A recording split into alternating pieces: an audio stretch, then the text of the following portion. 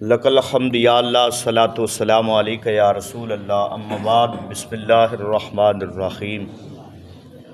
ابا واستکبر وکان من الکافرین، آمنت باللہ، صدق اللہ العظیم۔ ان اللہ وملائکتہ یصلون علی النبی، یا ایھا الذین آمنوا صلوا علیہ وسلموا تسلیما۔ الصلاۃ والسلام علیک یا سیدی یا رسول اللہ وعلی آلک وصحابک یا سیدی یا رحمت للعالمین۔ حمد و صلوات کے بعد اللہ رب العزت کا کروڑ مرتبہ شکر ہے، اللہ تعالیٰ نے ہم سب کو نماز ظہر با جماعت ادا کرنے کی توفیق عطا فرمائی۔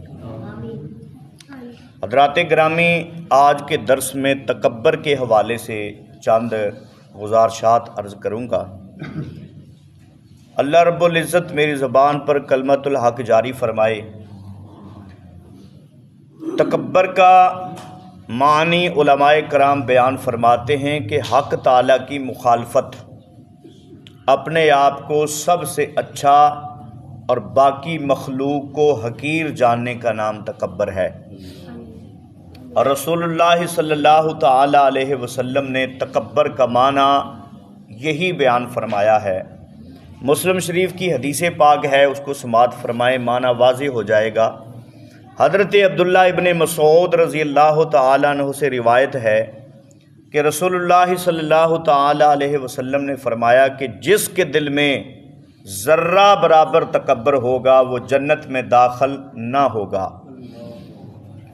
ایک آدمی نے کہا، انسان چاہتا ہے کہ اس کے کپڑے اچھے ہوں، اس کے جوتے اچھے ہوں، تو حضور نبی اکرم صلی اللہ تعالی علیہ وسلم نے فرمایا، ان اللہ جمیل یحب الجمال، اللہ تعالی خود بھی جمیل ہے اور جمال کو پسند فرماتا ہے۔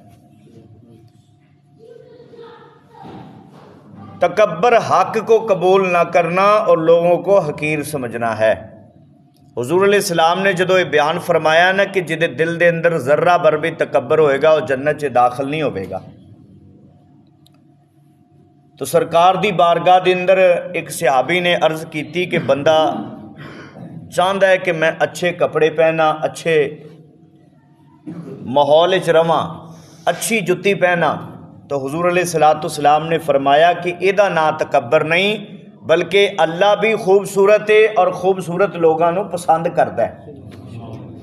چنگا کپڑا پانا، چنگی جتی پانا تکبر نہیں۔ حضور علیہ السلام نے جو تکبر دا معنی بیان فرمایا ہے، فرمایا تکبر ہوئے حق نو قبول نہ کرنا اور دوسریاں نو حقیر جاننا۔ جڑا اچھا کپڑا پہندا ہے، صاف ستھرا رہندا ہے، چنگی جتی پاندا ہے اور اخلاق اچھا ہے، تکبر نہیں، بلکہ اللہ بھی خوبصورت ہے تے خوبصورت لوگوں نو اللہ پسند کرتا ہے۔ حضرات گرامی، اس حدیث مبارکہ سے پتہ چلا کہ تکبر حق تعالیٰ کو قبول نہ کرنا، یعنی اللہ رب العزت کے احکامات کی نافرمانی کرنا تکبر ہے، اور لوگوں کو حقیر جاننا تکبر ہے۔ اور اس حدیث مبارکہ سے یہ بھی پتہ چلا کہ اچھے کپڑے پہننا، اچھے جوتے پہننا یہ تکبر نہیں، بلکہ یہ جمال ہے جو اللہ تعالیٰ کو پسند ہے۔ حضرات گرامی، حق تعالیٰ کے احکامات کو تسلیم نہ کرنا تکبر ہے، جس کی مثال قرآن مجید فرقان حمید میں موجود ہے۔ اللہ رب العزت نے جب حضرت سیدنا آدم علیہ السلام کے لیے فرشتوں کو سجدہ کرنے کا حکم دیا تو سب فرشتوں نے سجدہ کیا سوائے ابلیس کے۔ اللہ رب العزت نے ابلیس کی نافرمانی کی وجہ سے ارشاد فرمایا، ابا واستکبر وکان من الکافرین، یہ انکاری ہوا اور تکبر اور غرور کیا اور کافر ہو گیا۔ حضرات گرامی، پتہ چلا کہ اللہ رب العزت کی نافرمانی کا نام انکار بھی ہے، تکبر بھی ہے اور غرور بھی ہے۔ اور دوسری بات جو اللہ کہ رسول صلی اللہ علیہ وسلم نے ارشاد فرمائی وہ ہے کہ دوسروں کو حقیر جاننا۔ اس کی مثال بھی قرآن مجید میں موجود ہے۔ جب اللہ نے فرشتوں کو حکم دیا آدم علیہ السلام کو سجدہ کرو تو سب فرشتوں نے سجدہ کیا سوائے ابلیس کے۔ اب اللہ رب العزت نے فرمایا کہ اے ابلیس تو نے سجدہ کیوں نہیں کیا؟ تو شیطان نے کہا کہ میں اس کو سجدہ کیوں کروں جو مٹی سے بنایا گیا ہے اور مجھے آگ سے بنایا گیا ہے، میں اس سے افضل ہوں، لہٰذا مجھے سجدہ کرنا زیب نہیں دیتا، اس لیے میں نے سجدہ نہیں کیا۔ اللہ تعالیٰ قرآن پاک میں فرماتا ہے